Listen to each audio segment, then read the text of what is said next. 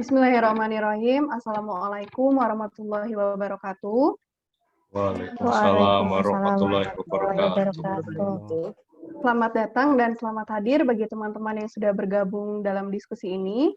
Pertama-tama, marilah kita panjatkan puji syukur kepada Allah karena telah memberikan rahmat, kesehatan, keselamatan untuk kita semua sehingga kita bisa berkumpul dalam diskusi ini.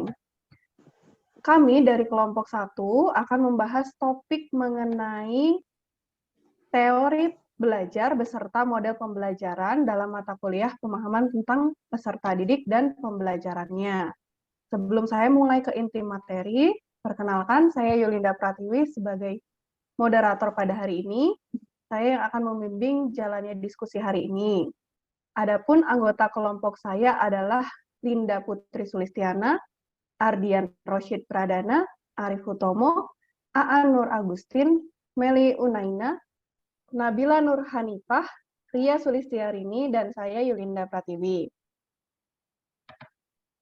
Rangkaian acara yang akan kita lewati dalam sesi ini adalah yang pertama pembukaan tadi, yang kedua penyampaian dan penyajian materi, yang ketiga tanya jawab, dan yang terakhir penutup. Baik, teman-teman, untuk mempersingkat waktu, mari kita langsung mulai ke sesi yang pertama, yaitu pemaparan dan penyampaian materi yang akan dimulai oleh Mbak Aan Nur Agustin. Silakan, waktu dan tempat dipersilahkan. Baik, pertama-tama saya ucapkan terima kasih kepada moderator kita, Mbak Yulinda, yang telah memberikan waktu kepada saya. Di sini saya akan menjelaskan tentang teori behavioristik. Boleh di next ini? Nah, jadi teori behavioristik di kelas ini tidak terlepas dari stimulus yang sudah dibuat oleh guru agar siswa mampu mengulangi atau berperilaku sesuai dengan yang diharapkan oleh guru. Nah, jadi kata kunci utama dalam teori behavioristik ini adalah adanya pemberian stimulus yang nantinya diharapkan akan terjadi respon. Nah, kalau di pembelajaran dalam kelas, pemberian stimulus ini dilakukan secara berulang hingga terbentuk kebiasaan yang sesuai dengan tujuan pembelajaran. Nah, jadi inti atau kata kunci dari teori behavioristik ini adalah adanya stimulus dan respon. Nah, stimulus ini nanti diharapkan menimbulkan respon. Dan biasanya kalau dalam teori behavioristik ini, kata kunci yang lain adalah adanya drilling atau pengulangan, sehingga nanti diharapkan hasil yang sesuai dengan yang diharapkan oleh guru ataupun dalam konteks untuk mencapai tujuan pembelajaran itu sendiri. Ya, boleh di next. Oke. Nah, ini ada beberapa contoh penerapan teori behavioristik. Yang pertama, guru harus menyusun materi ajar secara lengkap, dimulai dari materi yang sederhana hingga kompleks. Kemudian, guru lebih banyak memberikan contoh berupa instruksi selama mengajar. Dan kemudian, ada yang lain juga, yaitu guru dituntut memiliki kemampuan memberikan penguatan atau reinforcement baik secara sisi positif dan negatif. Jadi selain ada stimulus, respons, di sini nanti juga ada penguatan atau reinforcement untuk membentuk respon yang baik dari peserta didik. Ya, silakan selanjutnya saya berikan waktunya kepada Mbak Yulinda untuk melanjutkan penjelasan tentang teori behavioristik. Terima kasih. Terima kasih Mbak Anur Agustin. Saya akan melanjutkan tentang teori behavioristik ini. Mohon di next. Oke. Contoh penerapan dalam pembelajaran bahasa Inggris dari teori behavioristik ini adalah guru melakukan drilling materi mengenai pola kalimat simple present tense sehingga siswa dapat memahaminya. Setelah siswa mengamati dan memperbanyak latihan, kemudian guru meminta siswa untuk menyusun kalimatnya sendiri menggunakan pola kalimat simple present tense. Di sini, drilling ini berfungsi sebagai responden conditioning. Kemudian, bagi siswa yang sudah berhasil menyusun kalimat simple present tense dengan tepat, maka guru akan memberikan reward, baik berupa verbal ataupun non-verbal. Reward di sini berfungsi sebagai reinforcer. Jadi ada dua ya, responden conditioning dan reinforcer. Jadi akan ada dua kemungkinan dari penerapan teori ini, diantaranya ketika guru melakukan drilling pola materi simple present tense, akan ada dua kemungkinan. Yang pertama, Law of Respondent Conditioning artinya jika respondent conditioning ini diperkuat oleh reinforcer, kalau di case yang tadi reinforcernya itu reward ya, maka refleks dan stimulus yang lain juga akan meningkat, juga akan muncul. Contohnya, jika siswa sudah memahami langkah-langkah membuat kalimat dengan pola simple present tense, maka siswa ketika diminta untuk membuat kalimat dengan pola yang lain juga tidak akan mengalami kesulitan yang berarti, karena sudah di setiap tense itu sudah ada polanya masing-masing. Yang kedua ada law of respondent extinctions, artinya jika respondent conditioning ini tidak diperkuat oleh reinforcer atau reward tadi, atau reinforcernya hilang, maka kekuatannya juga akan menurun. Contohnya, jika siswa hanya mengharapkan reward dari guru saat berhasil membentuk kalimat dengan pola tertentu, maka saat reward itu tidak hadir dalam proses pembelajaran, motivasi siswa akan menurun. Baik, teori selanjutnya yaitu teori kognitif akan disampaikan oleh Mas Arief Utomo, dipersilahkan. Terima kasih. Untuk berikutnya, saya akan menjelaskan tentang teori kognitif. Untuk penerapan teori kognitif di dalam kelas ini dapat dilaksanakan dengan melibatkan siswa pada berbagai macam kegiatan yang berfokus pada proses berpikir peserta didik. Dengan adanya kegiatan tersebut, peserta didik dapat aktif berpartisipasi untuk bertanya, melakukan kesalahan, lalu memperbaikinya, serta melakukan refleksi diri. Jadi pada penerapan teori ini lebih banyak pada kegiatan, di mana kegiatan tersebut itu difokuskan supaya siswa itu melakukan sesuatu yang bisa merefleksikan dirinya, sehingga ada semacam evaluasi di situ.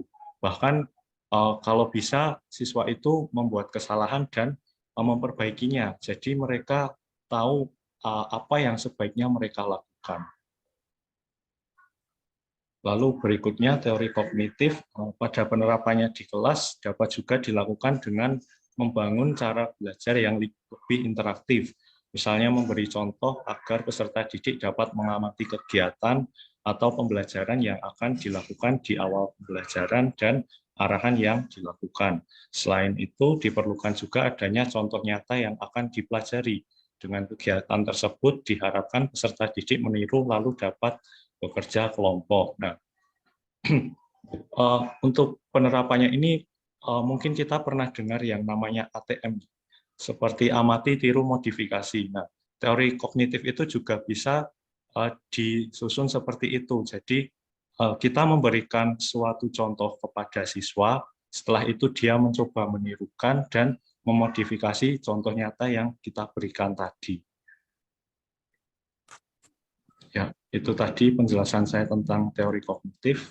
Waktu dan tempat saya kembalikan. Oke, materi selanjutnya akan disampaikan oleh Mbak Meli dan Mbak Nabila. Dipersilakan. Oke, terima kasih atas kesempatannya. Kali ini saya akan menjelaskan tentang teori konstruktivisme, dan rekan saya Meli akan menyampaikan aplikasinya di dalam pembelajaran. Teori belajar konstruktivistik mengakui bahwa peserta didik akan dapat menginterpretasikan informasi ke dalam pikirannya, hanya pada konteks pengalaman dan pengetahuan mereka sendiri, pada kebutuhan, latar belakang, dan minatnya. Dalam teori ini, guru hanya berperan sebagai perantara bagi peserta didik untuk membentuk pengetahuannya sendiri melalui penafsiran pengetahuan yang telah mereka miliki dengan pengetahuan yang baru mereka dapatkan. Jadi pada teori ini sebetulnya meyakini bahwa siswa itu sudah memiliki pengetahuannya sendiri. Jadi akan lebih baik lagi apabila ditambah dengan pengalaman yang dilakukan di kelas dan di-lead oleh guru sebagai fasilitator. Apabila pengalaman dan pengetahuan siswa itu sudah muncul, sudah ada, maka siswa akan menginterpretasikannya sendiri menjadi satu kesatuan dan menjadi ilmu yang lebih lengkap, seperti itu. Terima kasih atas kesempatannya. Akan dilanjut oleh Mbak Meli Unaina untuk mengaplikasikannya di kelas.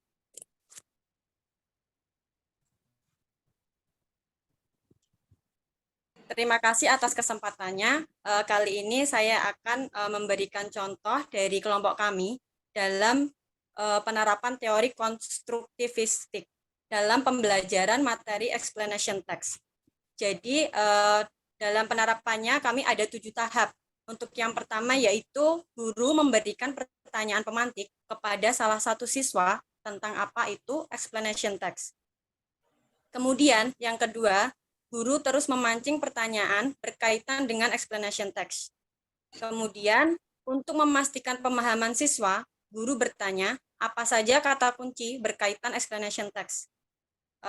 Yang keempat, guru membentuk kelompok diskusi dan meminta siswa mencari tentang explanation text dan menemukan ciri-cirinya menggunakan berbagai sumber yang ada. Jadi mereka bisa untuk mencari informasi tentang explanation text melalui Google atau sumber-sumber lain dari buku dan lainnya juga bisa. Kemudian yang kelima, setiap kelompok melakukan presentasi sederhana berkaitan dengan explanation text berdasarkan apa yang telah mereka pelajari dari pengetahuan dan sumber lainnya. Kemudian yang keenam, siswa menafsirkan sendiri apa itu explanation text dari berbagai informasi yang dia dapat. Jadi siswa sudah mendapatkan informasi dan mengimplementasikan dengan apa yang sudah mereka ketahui. Kemudian yang terakhir adalah guru memberikan tugas untuk membuat explanation text sebagai produknya. Tugasnya bisa berupa individu ataupun kelompok. Begitu untuk contoh penerapan teori konstruktivistik. Terima kasih untuk kesempatannya. Baik, terima kasih kepada Mbak Meli dan Mbak Nabila yang sudah memberikan penjelasan mengenai teori konstruktivisme. Kemudian selanjutnya akan dilanjutkan kepada model-model pembelajaran yang terbentuk berdasarkan prinsip konstruktivisme yang akan disampaikan oleh Mbak Linda dan Mbak Ria secara bergantian. Kepada Mbak Linda dan Mbak Ria, dipersilakan. Baik, terima kasih untuk waktu yang telah diberikan. Di sini saya, Linda, dan Mbak Ria akan menjelaskan tentang model-model pembelajaran yang terbentuk berdasarkan prinsip konstruktivisme. Seperti yang sudah Mbak Nabila dan Mbak Mela tadi sudah jelaskan, bahwa teori konstruktivisme itu menitikberatkan kepada pengalaman siswa itu sendiri. Nah, jadi di sini perlu kami tekankan bahwa prinsip konstruktivisme itu mengandalkan pengalaman dan pengetahuan yang peserta didik telah dapatkan sebelumnya di kehidupannya. Nah, jadi di sini guru hanyalah menjadi fasilitator dalam proses pembelajaran. Dalam proses pembelajaran itu nanti peserta didiklah yang akan menggali sendiri atau mengkonstruksi sendiri pengalaman dan pengetahuan yang telah mereka miliki, yang nanti kemudian mereka yang juga akan menerapkan prinsip konstruktivisme itu ke dalam pengetahuan atau ke dalam pembelajaran yang mereka sedang lakukan. Untuk itu, saya akan menjelaskan tentang contoh-contohnya yang dapat diterapkan di dalam kelas. Yang pertama ada web learning. Nah, seperti yang kita ketahui bahwa di abad 21 ini, setelah terjadinya pandemi COVID, kita melakukan pembelajaran daring atau online. Nah, di sini kita ada web learning, di mana anak-anak ini, peserta didik kita, dapat memiliki kesempatan yang lebih besar untuk mengeksplorasi pengalaman mereka sendiri dalam mengikuti proses pembelajaran secara daring. Nah, kemudian yang kedua ada inquiry. Inquiry di sini, ya boleh di next ya.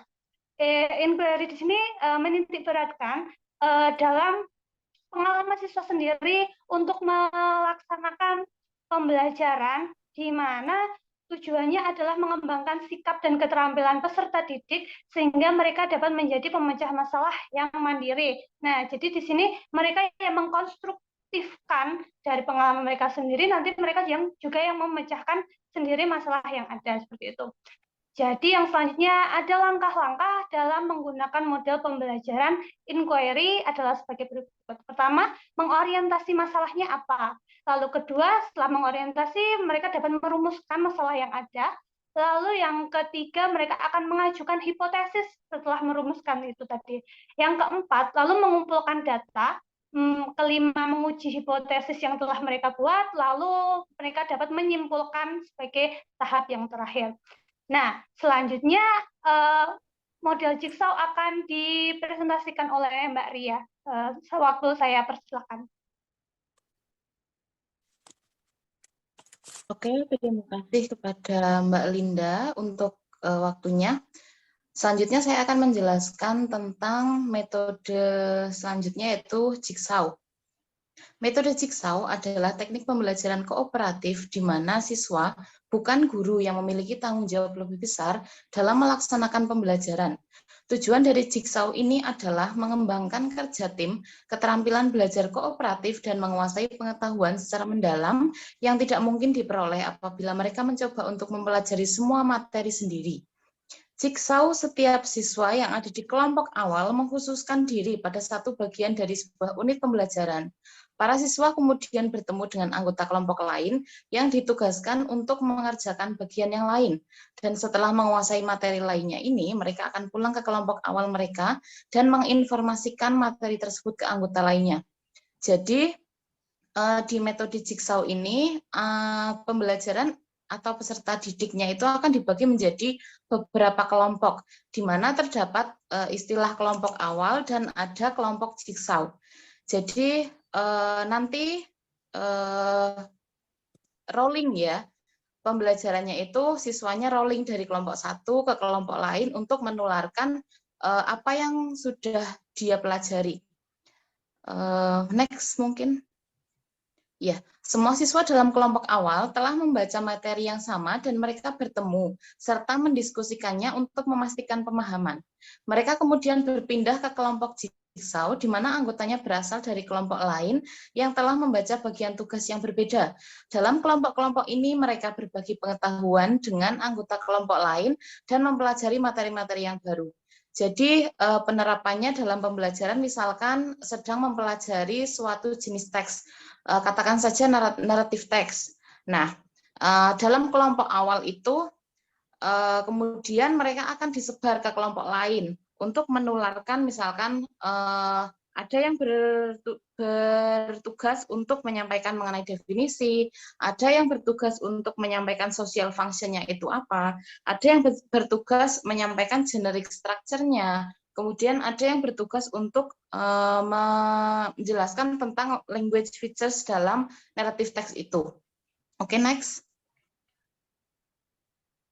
Setelah menguasai materi baru ini, semua siswa akan pulang ke kelompok awal dan setiap anggota berbagi pengetahuan yang baru mereka pelajari dalam kelompok jigsaw.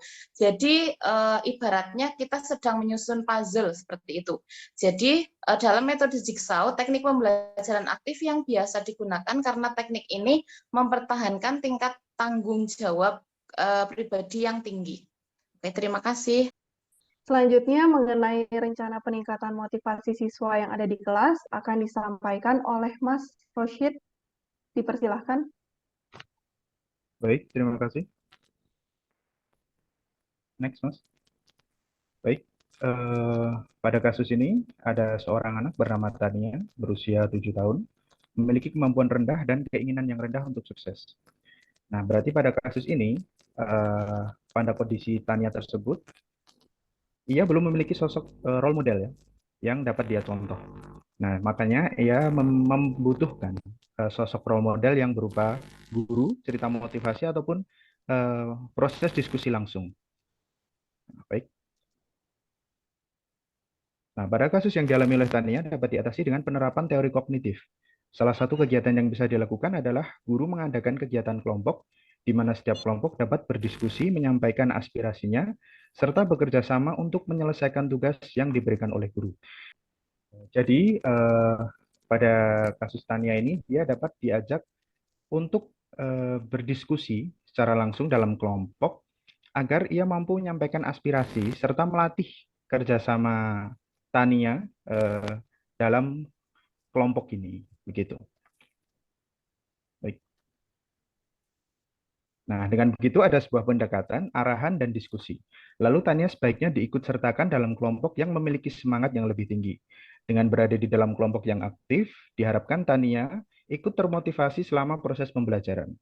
Jadi, dengan Tania berkumpul dengan teman-teman yang memiliki motivasi lebih tinggi, ini akan memotivasi Tania untuk lebih bersemangat lagi, karena dia dikelilingi oleh teman-teman yang memiliki semangat tinggi, begitu. Jadi ia akan lebih memiliki motivasi belajar yang meningkat. Terima kasih. Baik, terima kasih kepada Mas Roshid dan teman-teman semua yang sudah menjelaskan materi mengenai teori belajar beserta model pembelajarannya dengan sangat jelas dan lengkap. Lalu kita akan masuk ke sesi selanjutnya, yaitu sesi tanya-jawab. Untuk sesi ini, bagi teman-teman yang ingin mengajukan pertanyaan atau memberikan tanggapan mengenai presentasi kelompok kami, mengenai teori belajar dan model pembelajarannya, teman-teman dapat menuliskannya di kolom komentar yang sudah tersedia. Kemudian nantinya kelompok kami akan menjawab pertanyaan tersebut dalam sesi tanya-jawab ini melalui kolom komentar yang juga sudah tersedia.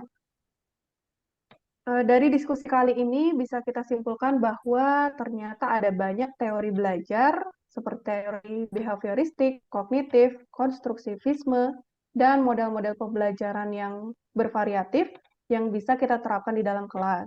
Nah, penerapan teori belajar beserta modelnya ini bisa kita sesuaikan dengan karakteristik peserta didik yang ada di dalam kelas. Demikian tadi presentasi kelompok kami. Untuk menutup kegiatan diskusi kali ini, mari kita ucapkan hamdalah bersama-sama. Alhamdulillah. Alhamdulillah. Saya sebagai moderator mewakili teman-teman lain dari kelompok 1, mohon maaf atas kesalahan kata atau perbuatan dan kekurangan yang ada. Terima kasih atas perhatiannya. Wassalamualaikum warahmatullahi wabarakatuh. Waalaikumsalam warahmatullahi wabarakatuh.